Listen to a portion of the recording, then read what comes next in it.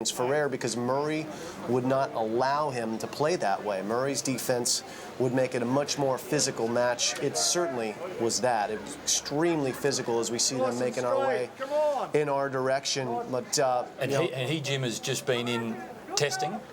Yeah, doping control. He went in, took a pit stop in, and they did some doping control. So he is now on his way to see us. Andy Murray will also be going into doping control.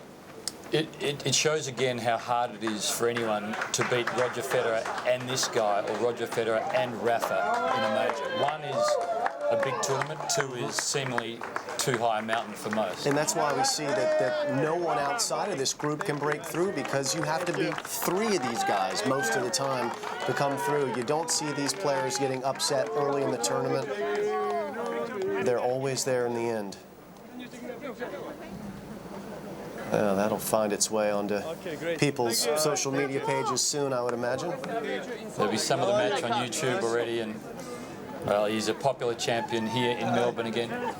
Jim, in your mind, 2011, 2012, and we're just at the start of 2013, what has made Novak now the #1 player on the planet? Well, first of all, I think that he's become so much more mentally consistent. He improved his diet. That made a big change for him, because he had been vulnerable to hot conditions in the past. Once he went gluten-free, he's basically been loss-free in the majors. He's won now an additional 5 majors since he made that change in a very short period of time.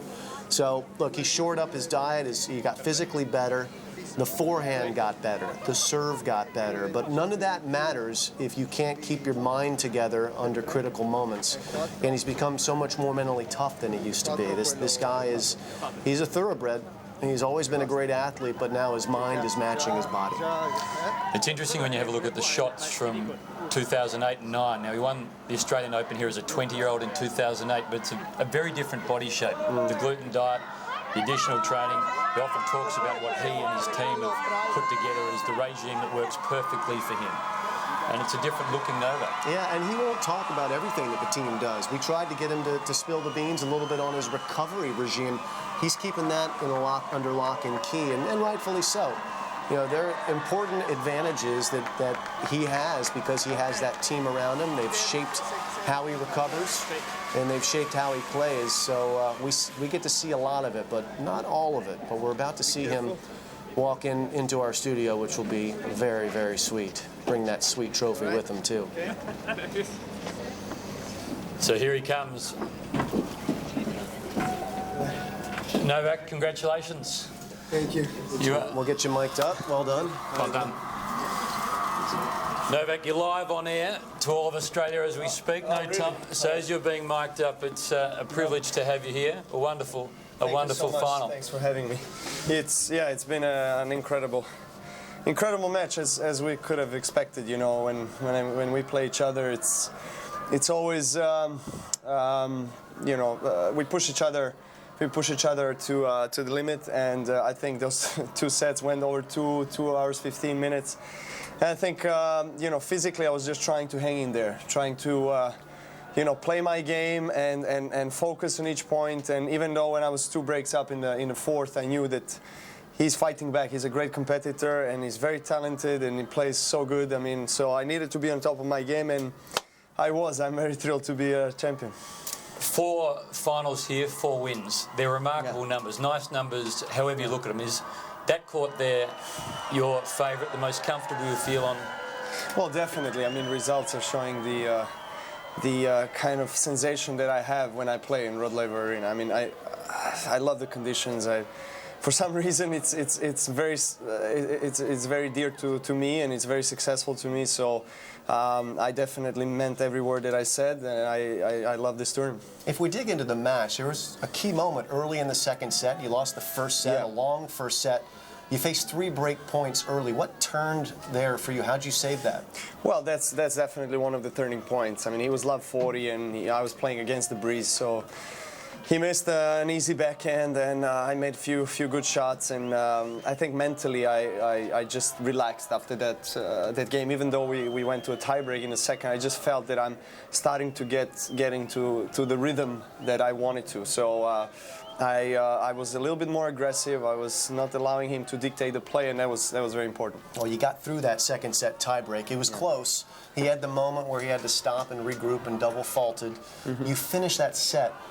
He calls for a trainer. You get up and you're stretching. We know you always stretch, but did you take a look at what he was being treated for as well? No, not really. I was just trying to focus on myself, and I went through a little physical crisis also. You know, after the first set, I was just feeling, you know, there's a lot of tension, and I guess a lot of it was coming from the head. You know, mentally, Really? there's a lot of tension. I mean, it's obvious. It's normal to expect in a way. You know, we're playing each other, we're big rivals, and it's finals of a Grand Slam. So for both of us, it was you know, very important to win this match. So I went through it. I think that, as I said, that game maybe was the biggest turning point. Did you notice at all in the breaker the feather? Yes, I mean, it was strange. I mean, he's going to answer better if he distracted him. I mean, he obviously did, because he made I think, crucial double fault there. And I mean, I tried to use the momentum and be aggressive on the second serve, and I stepped it in and played really well. What about at the finish line? You're up 2 breaks, but it still looked like there was a little bit of tension in your body. Describe that moment for the viewer. Yeah, well, you know, I think I give him credit for playing some good shots. You know, I don't think I've done anything in particularly bad tactically. I was trying to really step in. As I said, when I was 2 breaks up in the fourth, I knew that he's going to fight back, even though he looked a little bit slow and sluggish on the court. So he wasn't moving as well, and that's where I found my chance, you know, to move him around, not to give him, you know, 2 same balls and try to take him from one corner to the other, and it worked well. It's a fine line in tennis between glory and oblivion, and last Sunday night you were down a set 5-2. Yeah. Suddenly a week later, 4-time champion. I mean, that's a sport. I mean, I was saying after, I mean, that I didn't feel that I was a better player on the court that night. Stan deserved to win, even maybe more than I've done. But you know, it's sport, as I said. I had a lot of those kind of tricky, intense situations in the match when I need to come back from match points down. This is where you build your confidence, and you're trying to use that mental strength through the experience of playing on a big stage. You had your physical challenge early in the tournament. He had his in the semifinals.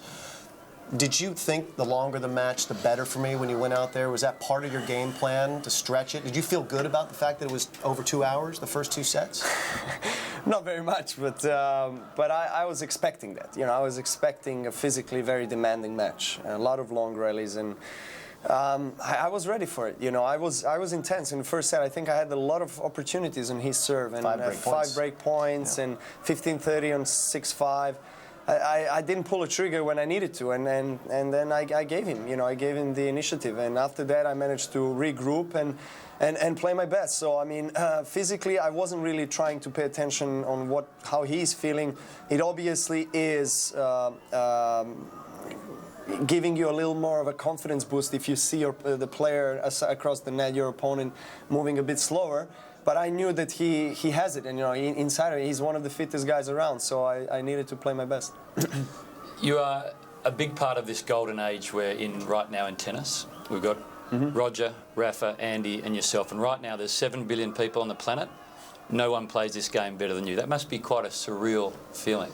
No one in the world is better than you. I mean, absolutely. It's so joyful, and I'm very happy and blessed to be able to play this sport that I love the most in my life. I mean, I dedicated all my inner strength and passion and love to this sport, and to be able to get in return something is incredible. And obviously sharing that with my family, with my team, it's beautiful. I mean, what can I say? I always dreamt of being the best in what I do, and I will try to enjoy it and stay there as much as I can. You get to enjoy this tonight for sure. Yeah. 4 times. Great job. Well done, Novak. Last question for you before you disappear. Yeah. I can grant you one wish this year. Would you prefer Roland Garros or year-end #1? I'll take everything. Okay. That's greedy. And No, it's probably just, possible. Why greedy? I mean, I have no reason not to be confident about myself. So I'll take one tournament at a time and try to win everywhere I play. We loved watching you play. Congratulations. Well done. Good luck in 2013. Thank you very much. Awesome. Thanks. Novak Djokovic, he's the champion again this year. A fabulous tournament. He is all-conquering. Hope you enjoyed Novak's interview. More on 7 in just a moment.